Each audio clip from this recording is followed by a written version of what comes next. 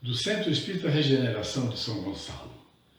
Estamos dando início à nossa reunião desta quarta-feira, pedindo as bênçãos de Jesus, o amparo dos bons espíritos, para que possamos ter uma tarde de muito aprendizado, de muito crescimento espiritual. Nosso estudo do capítulo 21, haverá falsos cristos e falsos profetas. Nós teremos os itens 6, 7 e 10. Nós arrumamos, pulando, para acertar e ficar um texto mais fácil de se entender. Na nossa visão, né? A visão nossa. Então nós vamos fazer 6, 7 e 10 e depois nós vamos fazer os outros capítulos. 8, 9 e 11. E aí eu vou justificar por quê. Porque o que tem no contexto todo do capítulo é sobre a questão dos falsos cristos e falsos profetas. Se eu conseguir dar um sentido melhor assim, eu vou formar melhor o conceito que eu quero formar aqui, tá bom? Então, lá começa, não creiais em todos os espíritos. Isso a gente encontra no Evangelho de João, na primeira epístola 4:1. Meus bem-amados, não creiais em qualquer espírito. Experimentai se os espíritos são de Deus, porquanto muitos falsos profetas se têm levantado no mundo. Ora, João viveu na época de Jesus. E ninguém tinha mais experiência com relação à questão de profecias do que o povo hebreu. Durante todo o tempo, o povo hebreu foi abençoado com o nascimento de espírito de elevada condição para ensinar as leis de Deus e para anunciar o que poderia acontecer no futuro. Então, era uma prática normal ter em Israel um profeta. Mas como todo mundo quer ser igual ao outro, quer imitar o outro e não tem condições de imitar, lá naquela época já surgiam os falsos, né? Os falsos profetas. Tinha o enviado de Deus, entre aspas, porque quem enviava era Jesus, que governava o planeta. Não enviava todos diretamente, porque o mecanismo de nascer e morrer, de voltar e continuar, é dentro de uma programação muito interessante. Às vezes, de nosso lar para cá, nascem espíritos que o governador de nosso lar, ele não está pessoalmente cuidando daquilo. Porque existe toda uma organização hierárquica no plano espiritual, onde todos têm que dar satisfação ao governador da cidade, da colônia espiritual. Mas reencarnações e mais reencarnações são programadas. E as pessoas vêm e nascem. Algumas são mais elaboradas, mais bem programadas e discutidas, inclusive, com as entidades mais elevadas que governam a Terra com Jesus. Mas não precisa Jesus ficar escolhendo. Com relação ao povo hebreu, era diferente, porque o povo hebreu tinha uma missão específica. Tinha uma missão especial, que era a de guardar com muito zelo a ideia de do Deus único. Isso era para ser feito assim. Nós tínhamos lá, entre os hebreus, muito antes de Jesus, falsos profetas, enganadores, espíritos que tornaram profissão a prestidigitação, a enganação, a mentira. E os discípulos de Jesus, quando começaram a viajar, eles encontraram várias pessoas assim, que enganavam aquela cidade, que se diziam profetas. E talvez até tivessem tido mediunidade durante um tempo e depois a mediunidade tenha sido suspensa. Porque todo aquele que tem mediunidade e usa mal a mediunidade pode tê-la suspensa. Depois que a tem suspensa, o que ele faz? Para manter o status, ele começa a mentir, ele começa a falar coisas que agradam a todos. Não é? Quantas vezes as pessoas já foram ler a mão para saber se vai casar com um rapaz bonito, alto e rico? As moças, né? Os homens eu não sei se vão ler a mão, vão? Eu nunca fui. Bom, então, isso sempre existiu, o interesse. As pessoas que gostam de ser enganadas, sempre teve.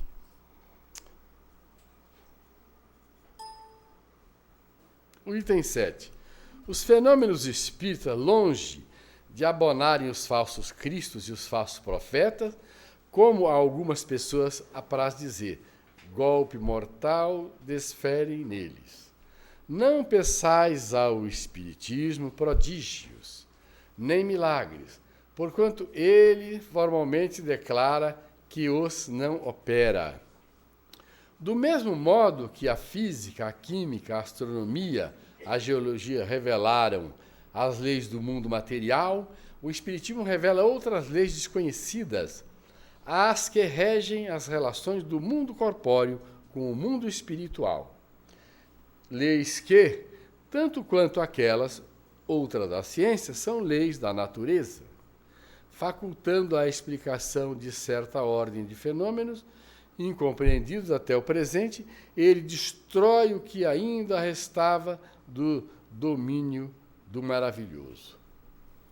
Construiu-se ao longo da história a ideia do maravilhoso, do sobrenatural, do fantástico e do milagroso. Isso prevaleceu durante muito tempo. E em certos arraiais religiosos isso existe com uma força muito grande ainda.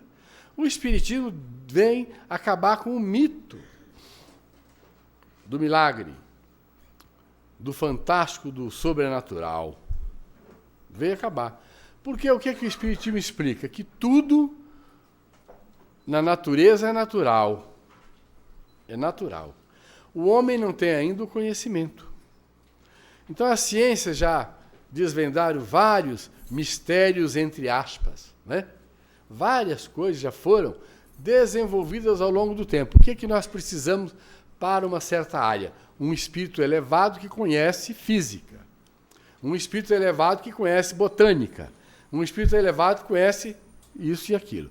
No campo moral, religioso, nós precisamos de espíritos elevados que conhecem a moral e a religião. Então nós tivemos profetas. Só se considerou profeta quem falou de religião. E quem veio anunciar descobertas importantes? Muitas coisas na área da ciência foram anunciadas. Um dia nós vamos ter isso e mais aquilo. Disse um grande conhecedor da área de informática essa semana na televisão, nós vamos chegar a um momento que nós vamos ter máquinas que conversam conosco. Isso é uma profecia. E vai acontecer. Então ele não é um mentiroso. Ele não é mentiroso. Ele está falando uma verdade. Porque a ciência evolui. À medida que a gente vai desenvolvendo a inteligência, a gente vai tendo capacidade de ter, aqui no plano físico, elaborados certos projetos. E são projetos que eu fico pensando, tem hora, meditando, como esses espíritos conseguiram trazer de lá para cá, para o plano físico, e elaborar e desenvolver. Porque são coisas muito difíceis. Catalogar algumas espécies na botânica, você pode criar um sistema e fazer. Como o próprio Kardec fala no livro dos Espíritos de Linnaeus, do Ciel e outros lá, que cada um faz a sua classificação. Você pode fazer uma classificação da ordem dos espíritos diferente da do Kardec. Você só não pode inventar. Só não pode colocar dentro daquela classificação uma coisa que não tem cabimento. Mas você pode pegar e esticar. Ele deu 3 classes. Não, deu 3 ordens e 10 classes. Então você pode colocar 15. Ele diz, isso aqui é apenas uma coisa didática. Porque entre uma classe e outra, você tem uma infinidade de espíritos em evolução. Se eu perguntar aqui a vocês, qual a classe de espírito que você pertence? Qual é? Hein? Qual? Então fica para lá. Porque eu sou da segunda. Não, aqui não tem espírito da terceira ordem. Eu fiz a terceira ordem, é bicho ruim, atrasado. Nós somos da segunda, mas no primeiro degrau.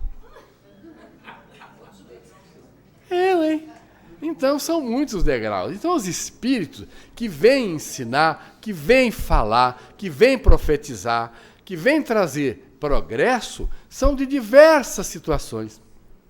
Então, estão em diversos degraus, dentro daquela mesma ordem. Kardec foi didático, foi extraordinário. Ele teve que elaborar tudo isso com a ajuda dos espíritos, praticamente sozinho. Então ele nos deixou um legado fantástico. O legado que ele deixou está correto. Agora, se você quiser fazer, esticar e tentar entender, você mesmo vai se colocar dentro da ordem e vai se aceitar ali dentro daquela ordem.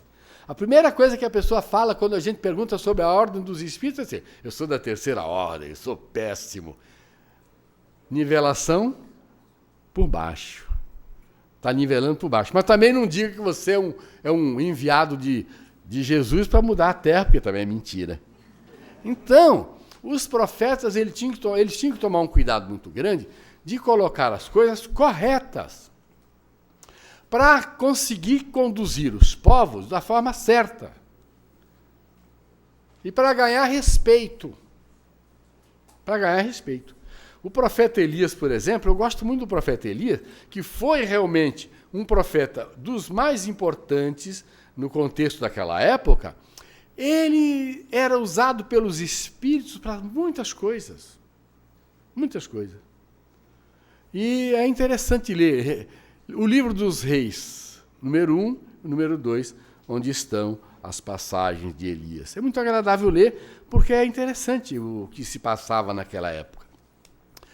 Colocam Jeremias como sendo um dos mais importantes profetas, porque ele profetizava até contra Israel. Contra. Isso vai ser visto nesse transcurso também do estudo. Então, as leis que regulam tudo na Terra, no campo da ciência, da religião, da filosofia, tem pessoas que nascem para isso. Como nós estamos tratando da questão dos profetas bíblicos, nós vamos então lembrar dessa passagem de João. Não acredite em qualquer espírito. Vê se ele é de Deus. Está ligado à religião. Se você chega e anuncia que vai acontecer alguma coisa na área da informática, não tem nada a ver com religião. Não tem. Tá certo? Se você anuncia qualquer coisa na área da pesquisa, da ciência, da medicina, não tem nada a ver com religião. Então, vamos focar nossa análise na questão religiosa. Por quê? Porque nós estamos nos conduzindo, passo a passo, com um esforço, até que deveria ser maior, para nos moralizarmos, para melhorar nossa condição espiritual. Melhorar. Tanto é que é chamado sempre a atenção uma passagem, que eu não me recordo agora onde está, sobre aquela questão de a gente buscar o reino de Deus e sua justiça. E não só ficar buscando a ciência do mundo, a riqueza do mundo, as coisas materiais. Buscar o reino de Deus e sua justiça é tentar se esforçar mais para se espiritualizar. Aproveitar a reencarnação se espiritualizando mais. Que é importante se sentir tentado ali, explorar, em proveito próprio os fenômenos, fazendo-se passar por Messias de Deus, não conseguiria abusar por muito tempo da credulidade alheia e seria logo desmascarado. Aliás, como já se tem dito, tais fenômenos por si só nada provam. A missão se prova por efeitos morais, o que não é dado a qualquer um produzir. Esse um dos resultados do desenvolvimento da ciência espírita. Pesquisando a causa de certos fenômenos, de sobre muitos mistérios levanta ela o véu, a doutrina, né? Só os que preferem a obscuridade à luz têm interesses em combatê-la, mas a verdade é como um sol, dissipa os mais densos nevoeiros. Por mais que alguém queira enganar, distorcer, deturpar os ensinamentos que o Espírito traz, desvendando os mistérios antigos, né? Quanto mais as pessoas tentam impedir isso, mais cedo ou mais tarde caem por terra as ideias, os pensamentos deles e os obstáculos que eles criam. O Espiritismo revela outra categoria bem mais perigosa de falsos cristos e de falsos profetas, que se encontra não entre os homens, mas entre os desencarnados, a dos espíritos enganadores, hipócritas, orgulhosos e pseudo-sábios, que passaram da terra para a erraticidade e tomam nomes venerados para, sob a máscara de que se cobrem, facilitarem a aceitação das mais singulares e absurdas ideias. Antes que se conhecessem as revelações mediúnicas, elas atuavam de maneira menos ostensiva, pela inspiração, pela mediunidade inconsciente, audiente e falante. É considerável o número dos que, em diversas épocas, mas sobretudo nestes últimos tempos, se hão apresentado como alguns dos antigos profetas, como o Cristo, como Maria, sua mãe, e até como Deus. João adverte contra eles, os homens, dizendo: meus bem-amados, não acrediteis em todos os espíritos, mas experimentai se os espíritos são de Deus, porquanto muitos falsos profetas se têm levantado no mundo. Eu pergunto a vocês, só nós devemos nos preocupar com isso? Com os falsos profetas desencarnados? Só nós que lidamos com a mediunidade? Não, porque a mediunidade tem em todos os lugares, em todas as religiões, em todos os segmentos. No segmento ateu, materialista, tem mediunidade, porque a mediunidade é neutra. Eles lá não a aproveitam como nós, mas nós aqui temos já o conhecimento suficiente para sabermos distinguir se o Espírito é de Deus ou não. Será que todo mundo tem? Quem estuda e lida com os espíritos tem que ter, senão é enganado sempre. Volta e meia chega um espírito querendo me enganar. Eu não sei a vocês, mas a mim chega. Chega com a fala mansa. A gente vai escutando, daí um pouquinho você já vê logo. Está manso demais. Né? Aí pensa que é um benfeitor, não é hora de benfeitor se comunicar. Quando o espírito se comunica, na hora que é o sofredor, que tem que chegar, pedindo ajuda, tomando passe, relatando seu sofrimento no mundo espiritual, e chega um falando muito doce, desconfia logo, não é hora de espírito chegar aqui elogiando, falando doce, é hora de dar chance ao sofredor. Aí você desconfia e conversa com o espírito, fala para ele que você não está acreditando no que ele está dizendo, e ele logo cai. Desmascara na hora. Porque ele não aguenta, ele fica com raiva de você. Ficou com raiva não é coisa de espírito bom. Alguém aí tem muita raiva? Não é espírito bom. Aí pode ir para a terceira classe. Não é você não. Quem tem muita raiva, fica na beiradinha da terceira classe. Bom, então, gente, essa matéria é muito interessante. O Espiritismo nos faculta o meio de experimentá-los, apontando os caracteres pelos quais se reconhecem os bons espíritos. Caracteres sempre morais, nunca materiais. É a maneira de se distinguirem dos maus os bons espíritos que, principalmente, podem aplicar estas palavras de Jesus. Pelo fruto é que se reconhece a qualidade da árvore. Uma árvore boa não pode produzir maus frutos, e uma árvore má não pode produzir bons. Julgam-se os espíritos pela qualidade de suas obras, como uma árvore pela qualidade dos seus frutos. Isso a Eliane falou bem na semana passada, foi o seu tema.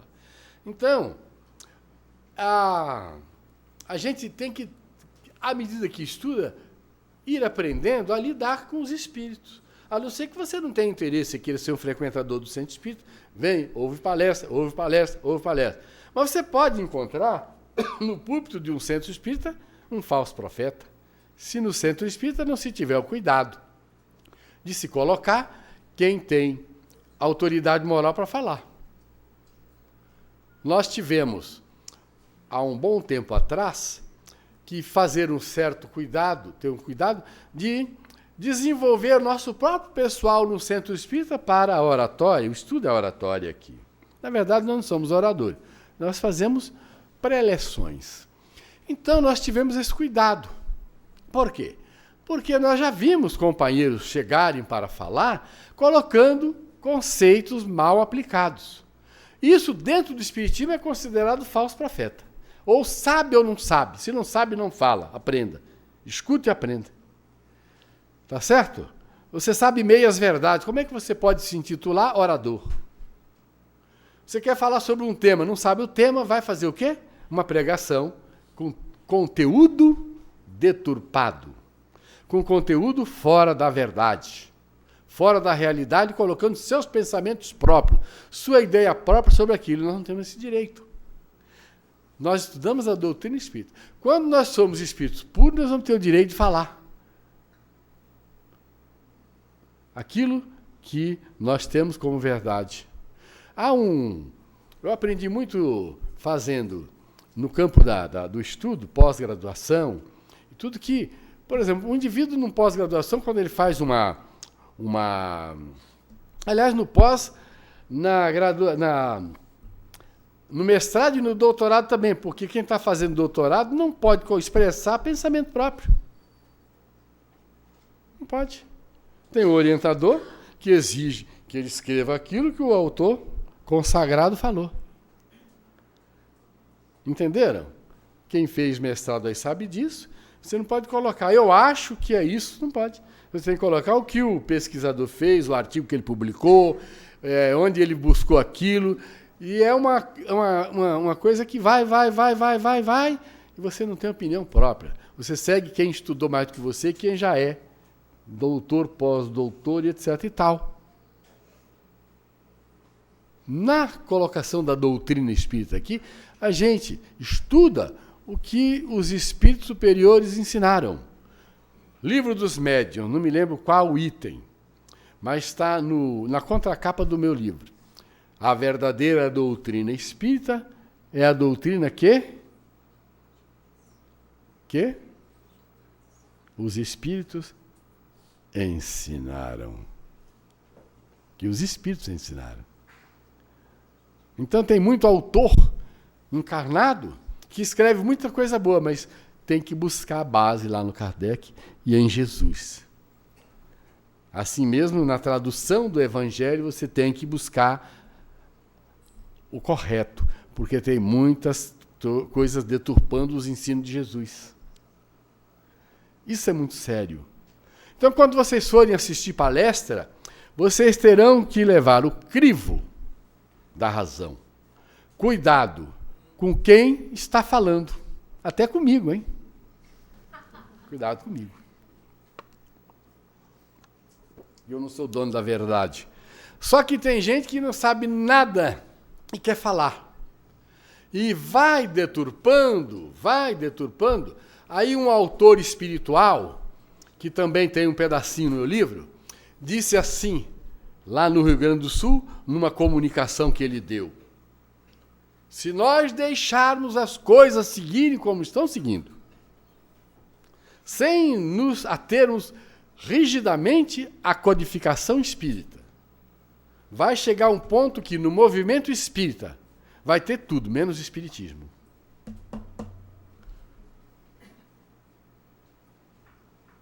Não sei o que isso representa para vocês, mas para mim é tudo. É tudo. Se deixar, cada um por aí fazendo, colocando suas ideias, enxertando seus pensamentos, fazendo palestras com ideias próprias, daqui a pouco vai ter tudo menos espiritismo. Aconteceu isso no catolicismo. Não se estuda o pensamento de Jesus. O pensamento de Jesus ele tem que ser desentranhado. Porque Jesus falava pouco. E depois os apóstolos escreveram. Kardec desentranhou o pensamento de Jesus. Nós hoje temos que desentranhar o pensamento de Kardec. Olha só onde é que nós estamos. Porque também, lá na interpretação da codificação, tem que ter uma responsabilidade muito grande.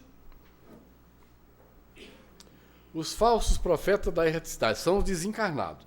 Os falsos profetas não se encontram unicamente entre os encarnados. Há os também, e em muito maior número, entre os espíritos orgulhosos que, aparentando amor e caridade, semeiam a desunião e retardam a obra de emancipação da humanidade, lançando-lhe de través seus sistemas absurdos, depois de terem feito que seus médios os aceitem. E para melhor fascinarem aqueles a quem desejam iludir, para darem mais peso às suas teorias, se apropriam sem escrúpulo de nomes que só com muito respeito os homens pronunciam. São eles que espalham o fermento do antagonismo entre os grupos, que os impelem a isolarem-se uns dos outros e a olharem-se com prevenção. Isso, por si só, bastaria para os desmascarar, pois, procedendo assim, são os primeiros a dar o mais formal desmentido às suas pretensões. Cegos, portanto, são os homens que se deixam cair em tão grosseiro embuste. Há, porém, muitos outros meios de serem reconhecidos. Espírito de categoria em que eles dizem achar-se, se tem de ser não só muito bons, como também eminentemente racionais. Pois bem, passai-lhes os sistemas pelo crivo da razão e do bom senso, e vede o que restará.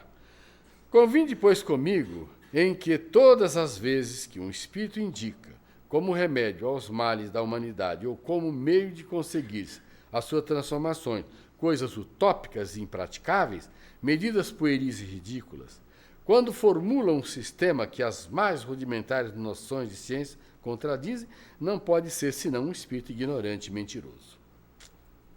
Por outro lado, crede que, se nem sempre os indivíduos apreciam a verdade, esta é apreciada sempre pelo bom senso das massas, constituindo isso mais um critério.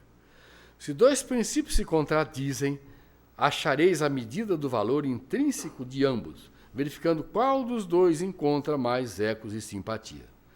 Fora, com efeito ilógico, admitir-se que uma doutrina cujo número de adeptos diminua progressivamente seja mais verdadeira do que outra que veja o dos seus em contínuo aumento. Querendo que a verdade chegue a todos, Deus não as confina num círculo acanhado, fala surgir em diferentes pontos, a fim de que por toda parte a luz esteja ao lado das trevas. Repeli, sem condescendência, todos esses espíritos que se apresentam como conselheiros exclusivos, pregando a separação e o insulamento. São quase sempre espíritos vaidosos e medíocres, que procuram impor-se a homens fracos e crédulos, prodigalizando-lhes exagerados louvores, a fim de os fascinar e de tê-los dominados. São geralmente espíritos sequiosos de poder e que, déspotas públicos ou nos lares, quando vivos ainda querem vítimas para tiranizar, depois de terem morrido. Em geral, desconfiai das comunicações que trazem um caráter de misticismo e de singularidade, ou que prescrevem cerimônias e atos extravagantes. há sempre, nesses casos, motivo legítimo de superstição. Está certo, o texto é longo, hein? Igualmente que, de quando uma verdade tem de ser revelada aos homens, é por assim dizer, comunicada instantaneamente. Presta atenção nisso.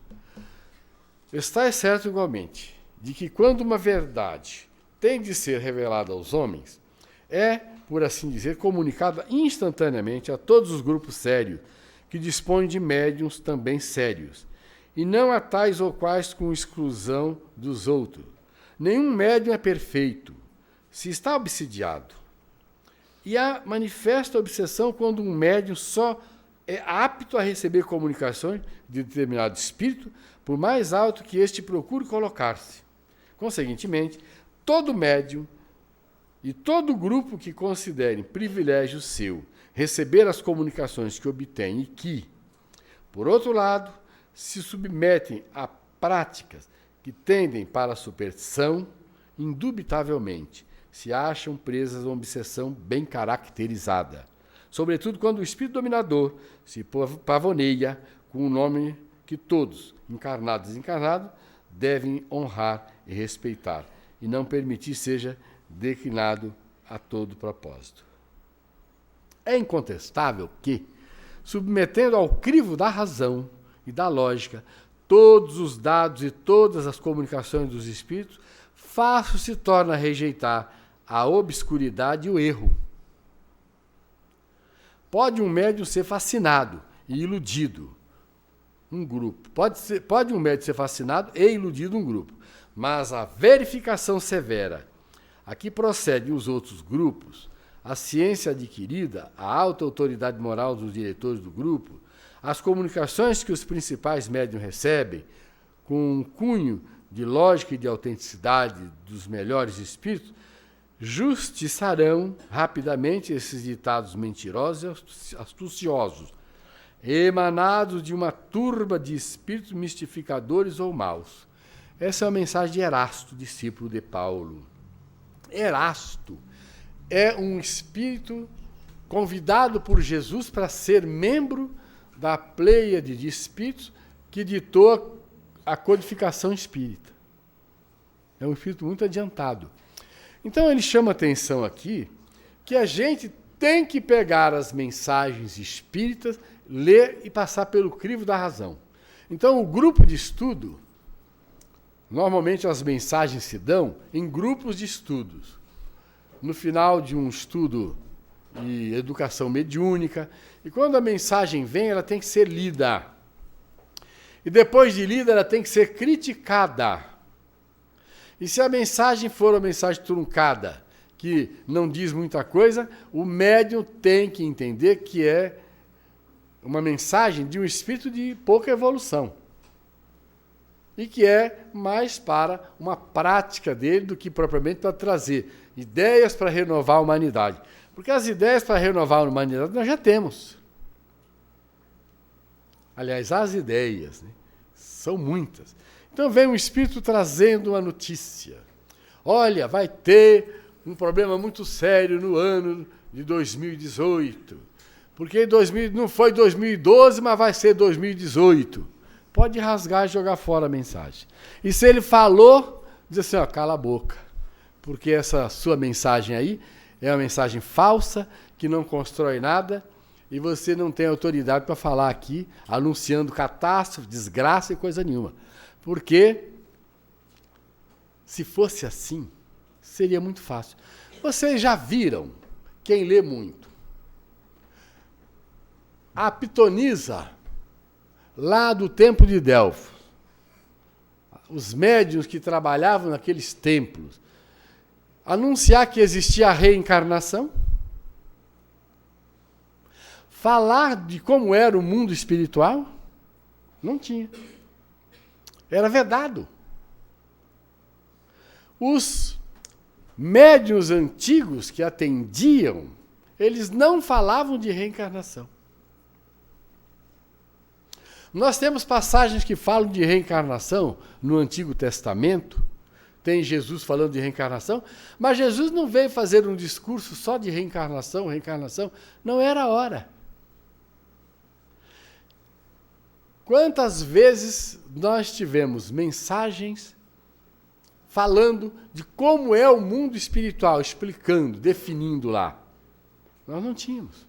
E quando André Luiz escreveu o livro Nosso Lar, entregou à Federação Espírita Brasileira para publicar, foi um horror. Não queriam publicar. Deu trabalho. O que significa isso? Por que alguns membros da nossa querida Federação Espírita Brasileira relutaram para publicar o livro Nosso Lar e a série Nosso Lar? Porque não leram direito o livro Céu e Inferno e a Justiça Divina. Porque lá tem. Lá no livro O Céu e o Inferno tem relatos de espíritos. Não tão completos. Mas quando eles ficaram na dúvida, deveriam ter ido à codificação, estudá-la melhor. Aí eles iam encontrar respaldo para publicar. Nossa, tem muito tempo ainda. Tem água? Ele deu água?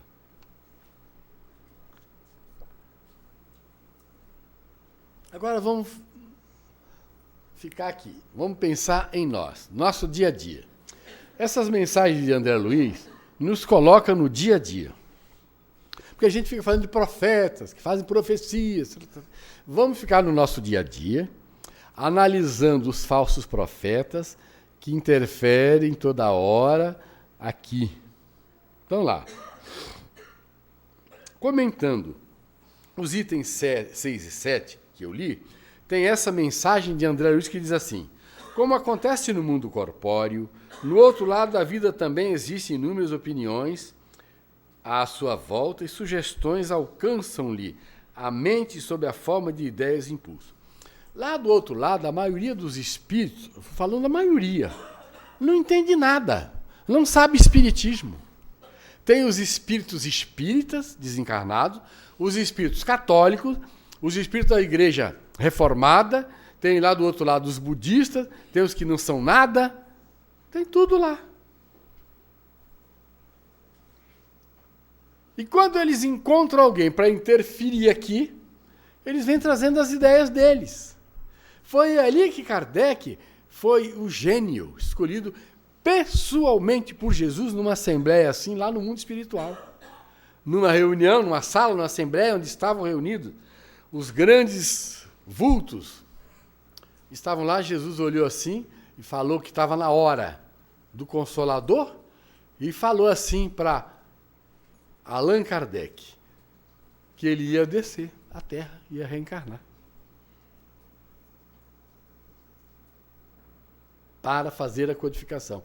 E Kardec recebia mensagens de todos os lugares da Terra para compor o que ele fez e nós chamamos de codificação espírita. Imagina se ele fosse errar, pegar uma mensagem errada e colocar como verdadeira. Nós teríamos a codificação com falhas. Mas os espíritos superiores não deixavam, interferiam na mente dele o tempo todo para ele escolher o certo. E quando ele estava fazendo uma crônica errada, o espírito ficou batendo lá para atrapalhar ele, atrapalhou. Quando ele foi para a reunião à noite, o espírito falou assim: nós estávamos lá vendo você escrever. E o que você escrevia não nos agradava. Por isso nós te atrapalhamos. Volte, reveja e você vai encontrar o erro. Kardec diz: foi, reviu e encontrou. Isso ele relata em Obras Póstumas. Então, voltando, como acontece no mundo corpóreo, no outro lado da vida também existem inúmeras opiniões à sua volta e sugestões alcançam-lhe a mente sob a forma de ideias e impulsos. Amor ou ódio, descrença ou fé, preguiça ou trabalho, fraqueza ou coragem, violência ou brandura, comodismo ou esforço, intolerância ou compreensão, desespero ou esperança, desânimo ou otimismo, vingança ou perdão, cólera ou paciência, aflição ou calma. É claro que o caminho a seguir depende de você, mas não esqueça a recomendação do apóstolo João e analise sempre se esta ideia ou aquele impulso estão de acordo com as lições do Evangelho. Pode ser uma ideia de um espírito desencarnado. Comentando a 10. Além da impostura explícita, através de médiuns e vigilantes, os falsos profetas da erraticidade, ou seja, do plano espiritual, também atuam diretamente influenciando irmãos desprevenidos que acabam se tornando agentes de confusão e desarmonia. Ó, desarmonia. Fala bem assim. Semeiam a desconfiança entre os companheiros, confundem interesses pessoais com os projetos do grupo, levam a política partidária para dentro da instituição, misturam convicções próprias aos princípios doutrinários, sugerem práticas estranhas nas reuniões rotineiras, defendem pontos de vista contrários ao bom senso, elegem a questiúncula como objeto de polêmica, desprezam a disciplina nas atividades comuns, desrespeitam as decisões de diretores responsáveis, desconhecem de propósito as regras de solidariedade e promovem a intriga e o conflito. Busquem com dedicação e sinceridade o estudo e o discernimento, a oração e a vigilância, para que você resista ao ataque sutil de espíritos hipócritas e enganadores. O maior problema não é a existência de falsos profetas no mundo espiritual, mas a presença de alguém no grupo de trabalho que lhe sirva de porta-voz. André Luiz. Né?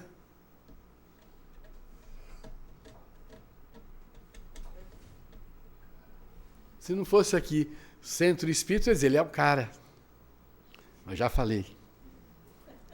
André Luiz, ele analisa as coisas para a gente. Outra mensagem. O processo de sintonia mental não se restringe apenas à atividade mediúnica, mas é acontecimento comum na vida diária. Então você não precisa ser médium de trabalho mediúnico para estar enquadrado nisso. Em razão disso, o espírita, sem compromisso com a mediunidade, também está sujeito à influência enganadora dos falsos profetas do mundo espiritual, atuando com desenvoltura no meio doutrinário. Dominam as reuniões de estudo e são prepotentes. Escrevem em jornais e destacam companheiros. Publicam livros, desacatam. Publicam livros e difundem ideias perturbadoras. Tumultuam as assembleias e sentem-se dono da verdade. Atacam as instituições e pregam dissidência. Discordam do serviço assistencial e criticam o esforço fraterno. Discutem com hostilidade e não aceitam contestação. Alardeiam ideias reformistas e agridem a codificação espírita. É importante manter vigilância sobre o campo mental para não ser instrumento de mentira e de intolerância. Os falsos profetas do espaço existem realmente? Pior do que isso, porém, é a submissão a eles, transformando companheiros incautos em falsos espíritas da terra. Então, a mediunidade, durante todos os tempos, ela foi um instrumento para a construção das ideias religiosas na Terra. Se nós não tivéssemos a mediunidade, não tivéssemos os espíritos atuando, nos ajudando no plano físico, talvez a gente estivesse ainda com a roda quadrada. Existe roda quadrada? É só um simbolismo aqui. Nós estaríamos muito atrasados. Então a revelação espírita sempre existiu. Ela tomou corpo, se firmou no momento que deveria se dar o advento do Consolador. Então, o plano espiritual liberou a mediunidade, vamos dizer assim, liberou a mediunidade. Como também foi e interrompeu em muito quando não precisava mais.